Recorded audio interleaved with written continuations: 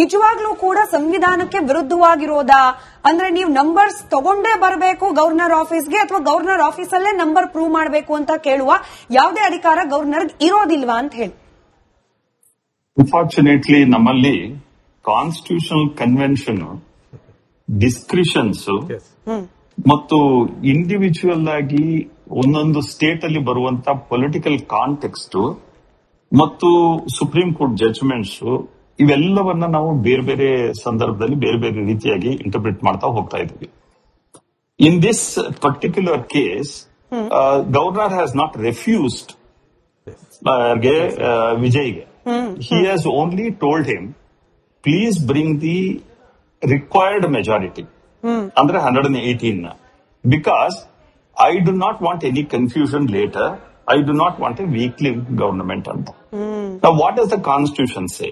Constitution says, please invite the party with majority. Now, how are you going to interpret this majority? Majority House ಅಲ್ಲಿ 118 ಅದನ್ನ ಕರಿಬೇಕಾ, ಅಥವಾ should we have a political party ಅದರಲ್ಲಿ ಎಷ್ಟು majority ಬಂದಿದೆ ಅವ್ರನ್ನ ಕರಿಬೇಕಾ? ನಾವು there are number of instances. ಈಗಾಗಲೇ ಬಹಳಷ್ಟು ಜನ ಎಲ್ಲಾನು ಹೇಳಿದ್ದಾರೆ. ಇದರಲ್ಲಿ outside support, inside support, pre poll alliance, post poll alliance, ಇವೆಲ್ಲಾನ ಬಗ್ಗೆ ನಾವು ಡಿಸ್ಕಸ್ ಮಾಡಿದ್ವಿ. ಬಟ್ ಒಂದು ಸರಿ ನಾವು ಪ್ರಿಜುಡೈಸ್ಡ್ ಆಗಿ ಗವರ್ನರ್ ನ ನೋಡ್ತಾ ಹೋದಾಗ you start interpreting the whole thing as if BJP is manipulating. For 1 second, forget all these things and then start thinking like this. 118 is the required number. If the person who stakes claim to form the government, ಅವರು ಆ 118 number ತಗೊಂಡ್ ಬಂದ್ರೆ, can the governor refuse? He cannot. So what he has suggested is, please bring that. I am waiting for you. I am not going to invite others. He is very clear. Yeah, we will wait and you take some more time. But please bring that number, at least from the political parties which are, considering supporting you. I will see that, you would take it up. Now, can we go on interpreting in the wrong direction? Possible? Because, if I were to belong to Congress, probably I would say, he is playing a game. If I were in BJP, then I would say, no, he is not playing. If I were in DMK or something, then I would say, you are doing injustice to Vijay. Vijay party, then I would say, no, you are doing a wrong thing because there are precedences. Yes. So basically, ಪಕ್ಷಗಳ ಅನುಕೂಲಕ್ಕೆ ತಕ್ಕಂತೆ ಹೇಳಿಕೆಗಳು ಬದಲಾಗ್ತಾ ಇದೆ ಅಂತ. No, it depends on how the governor looks at the case. In this particular case, he has given him enough time. He has told him, please bring that number, that's all. He has not said, I am refusing you. That is exactly a clarification kodakke avaru ivattu karediddu. So, we should wait. Yakendre, if I were as a political analyst, I would see, is it not better if somebody goes with the majority and stakes a claim? But ಈ majority ಬರುವ ಪ್ರಯತ್ನಕ್ಕೇನೆ BJP. Sorry sir, ಅದೇ ನಿಮ್ಗೇನೆ ಪ್ರಶ್ನೆ ಏನಾಗುತ್ತೆ ಸ್ಮಿತಾ, ನಾವ್ ಈ ರೀತಿಯಾಗಿ convention ಗಳನ್ನ ಬೇರೆ ಬೇರೆ ಸ್ಟೇಟ್ ಅಲ್ಲಿ ಮಾಡ್ತಾ ಇದ್ದಾರೆ ಅಂತ ಮಾಡ್ಕೊಂಡು ಹೋಗ್ತಾ ಹೋದ್ರೆ ಕಾನ್ಸ್ಟಿಟ್ಯೂಷನ್ ಅಲ್ಲಿ ಆ spirit of the law, letter of the law confuse ಮಾಡ್ಕೊಂಡ್ಬಿಡ್ತೀವಿ. ಕಾನ್ಸ್ಟಿಟ್ಯೂಷನ್ ಸ್ಪಿರಿಟ್ ಆಫ್ ಲಾ ಏನಿದೆ, ಮೆಜಾರಿಟಿ ತಗೊಂಬ ಅಂತ ಹೇಳಿದಾಗ ಮೆಜಾರಿಟಿ ಪಾರ್ಟಿ ಯಾವುದು? Majority that is approved, not the majority number. ಈಗ ಆತರ ಮಾಡಿ ಎಷ್ಟೋ ಸರ್ಕಾರಗಳು ಬಿದ್ದೋದಾಗ ಯಾರನ್ನು ಬ್ಲೇಮ್ ಮಾಡ್ತೀರಿ? ನಿಜ ನಿಜ. You understand? Then constitutional crisis will be created.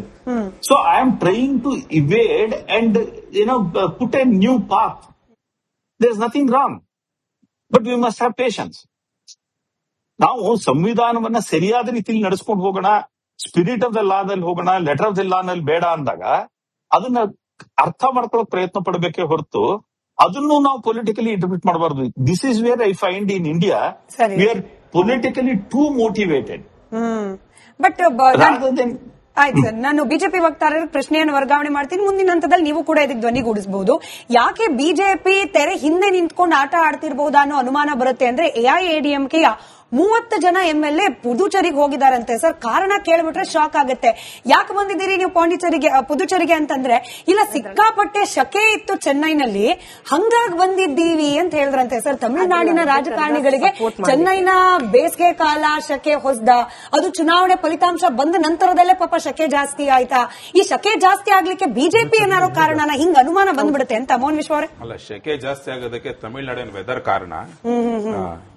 ಚುನಾವಣೆ ನಂತರ ಕೇಳಿದ ಪ್ರಶ್ನೆ ಕೇಳಿದ ಉತ್ತರ ಕೊಟ್ಟೆ ಅಷ್ಟೇ. ಈಗ ನೋಡಿ, ಈ ಪರ್ಟಿಕ್ಯುಲರ್ ಕೇಸಲ್ಲಿ ಇನ್ನೂ ಒಂದ್ ಹೆಜ್ಜೆ ಹೋಗಿ ಮುಂದೆ ಹೋಗಿ ಹೇಳಬೇಕು ಅಂದ್ರೆ ಯಡಿಯೂರಪ್ಪನವರ ವಿಚಾರದಲ್ಲಿ ವಿತಿನ್ 24 hours ಪ್ರೂವ್ ಮಾಡಿ ಅಂತ ಹೇಳಿದ್ರು, ಆಗ್ಲಿಲ್ಲ. ವೆರಸ್ ವಿಜಯ್ಗೆ ಆಲ್ಮೋಸ್ಟ್ 3 days ಟೈಮ್ ಸಿಕ್ಕಾಗೋಗಿದೆ. 72 hours more than what has been given to Yediyurappa. ಇದನ್ನ ಅರ್ಥ ಮಾಡ್ಕೋಬೇಕು. ಅವ್ರು ಹೇಳ್ದಂಗೆ ನಾನು ಅದನ್ನೇ ಹೇಳಿದ್ದು, ಫಸ್ಟ್ ಪಾಯಿಂಟ್ ಅದನ್ನೇ ಹೇಳಿದ್ದು. ಮತ್ತೆ ಕೋರ್ಟ್ಗೆ ಹೋಗೋದು, ಸಮಸ್ಯೆ ಆಗೋದು ಫ್ಲೋರ್ ಆಫ್ ದ ಹೌಸ್ ಅಲ್ಲಿ, ಅದೆಲ್ಲ ಆಗೋದ್ ಬೇಡ ಅಂತ ಗವರ್ನರ್ ತಮ್ಮ ವಿವೇಚನೆಗೆ ಬಿಟ್ಟಂತೆ ತಗೊಂಡಿದ್ದಾರೆ. ಈ ರಾಹುಲ್ ಗಾಂಧಿಗೆ, ಕಾಂಗ್ರೆಸ್ಗೆ, ಆಮ್ ಆದ್ಮಿ ಪಾರ್ಟಿಗೆ, ಇನ್ನೊಬ್ಬರಿಗೆ ಮಾತೆತ್ತಿದ್ರೆ RSS, ಬಿಜೆಪಿ, ಮೋದಿ, ಅಮಿತ್ ಶಾ ಹೆಸರು ಹೇಳಿಲ್ಲ ಅಂದ್ರೆ ನಿಜ ಬರೋದಿಲ್ಲ. ಅದು ಗೊತ್ತಿರೋ ಸತ್ಯನೇ. ಅದು ಇಂಡಿಯಾ ಅಲಯನ್ಸ್ ಅನ್ನೋದೇ ಒಂದು ಟೊಳ್ಳೋದು ಅವತ್ತೇ ಗೊತ್ತಾಗೋಯ್ತು. ಅರ್ಥ ಆಯ್ತಲ್ಲ? ಡೆಲ್ಲಿಲಿ ಫ್ರೆಂಡ್ಲಿ ಫ್ಲೈಟ್ ಅಂತೆ. ಒಂದ್ ನಿಮಿಷ ಮೇಡಮ್, ನನ್ನ ಮಧ್ಯ ಬಾಯ್ ಹಾಕಿಲ್ಲ. Usha madam, I have great respect for you. ನನ್ನ ಮಧ್ಯ ಬಾಯ್ ಹಾಕಿಲ್ಲ ಮೇಡಮ್, ನನ್ನ ಮಧ್ಯ ಬಾಯ್ ಹಾಕಿಲ್ಲ, ನನ್ನ ಮಧ್ಯ ಬಾಯ್ ಹಾಕಿಲ್ಲ, ಮಧ್ಯ ಬಾಯ್ ಹಾಕಿಲ್ಲ. ನಾನು ಪೇಷನ್ಸ್ ಕೇಳ್ತಾ ಇದ್ದೀನಿ. ಇಲ್ಲ ನೆಕ್ಸ್ಟ್ ಇನ್ನು 20 ನಿಮಿಷ ಟೈಮ್ ಇದೆ. ನಾನು ಮಾತಾಡೋದಕ್ಕೆ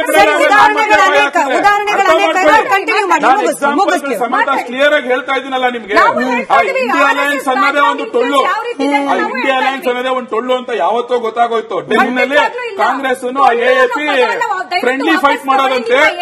ಒಂದ್ ನಿಮಿಷ ಕೇಳಿಸ್ಕೊಳ್ಳಿ ಮೇಡಮ್, ನಾನು ಇವಾಗ ವಾಪಸ್ 20 ನಿಮಿಷ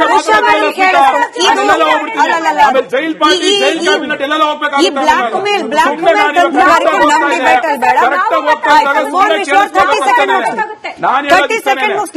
ಇಂಡಿಯಾ ಅಲಯನ್ಸ್ ಅನ್ನೋದೇ ಒಂದು ಟೊಳ್ಳು ಅಂತ ಜನಕ್ಕೆ ಯಾವತ್ತೋ ಗೊತ್ತಾಯ್ತು. ಅದಕ್ಕೆ ಹೀನಾಯವಾಗಿ ಸೋಲ್ಸ್ ಕಳಿಸಿದ್ರು ಅವತ್ತೇನೆ. ಹೆಂಗೆ ಅಂದ್ರೆ ಕೇರಳದಲ್ಲೇ ಕಾಂಗ್ರೆಸ್ ಕಮ್ಯುನಿಸ್ಟ್ ಫ್ರೆಂಡ್ಲಿ ಫೈಟ್ ಅಂತೆ, ರಾಷ್ಟ್ರೀಯ ಮಟ್ಟದಲ್ಲಿ ಒಂದಾಗದಂತೆ. ದೆಹಲಿಯಲ್ಲಿ ಅರವಿಂದ್ ಕೇಜ್ರಿವಾಲ್ ಆಮೇಲೆ ಕಾಂಗ್ರೆಸ್ ಫ್ರೆಂಡ್ಲಿ ಫೈಟ್ ಅಂತೆ, ರಾಷ್ಟ್ರೀಯ ಮಟ್ಟದಲ್ಲಿ ಒಂದಾಗದಂತೆ. ತಮಿಳುನಾಡಿನಲ್ಲಿ ಸ್ಟಾಲಿನ್ ಕಾಂಗ್ರೆಸ್ ಫ್ರೆಂಡ್ಲಿ ಫೈಟ್ ಅಂತೆ, ರಾಷ್ಟ್ರೀಯ ಮಟ್ಟದಲ್ಲಿ ಒಂದಾಗದಂತೆ. ಅದೊಂದು ಡಬ್ಬ ಅಲಯನ್ಸ್, ಖಾಲಿ ಡಬ್ಬಗಳು ಏನು ಇಲ್ಲ ಅಂತ ಜನಕ್ಕೆ ಯಾವತ್ತೋ ಗೊತ್ತಾಗುತ್ತೆ. ಬ್ಯಾಕ್ ಟು ಬ್ಯಾಕ್ ಸೋಲ್ಸಕ್ ಶುರು ನೀವು ಕೇಳಿಸ್ಕೊಳ್ಳಿ. ಪಾಪ ಮೈತ್ರಿ ಬಗ್ಗೆ ಮೋಹನ್ ವಿಶ್ವ ಅವರು ಹೇಳ್ತಾ ಇದ್ರು, ಸೋಷಿಯಲ್ ಮೀಡಿಯಾದಲ್ಲಿ ಇದು ಕೂಡ ಸಖತ್ ಟ್ರೆಂಡಿಂಗ್ ಅಲ್ಲಿ ಇದೆ ಸರ್. ಇದಕ್ಕೆ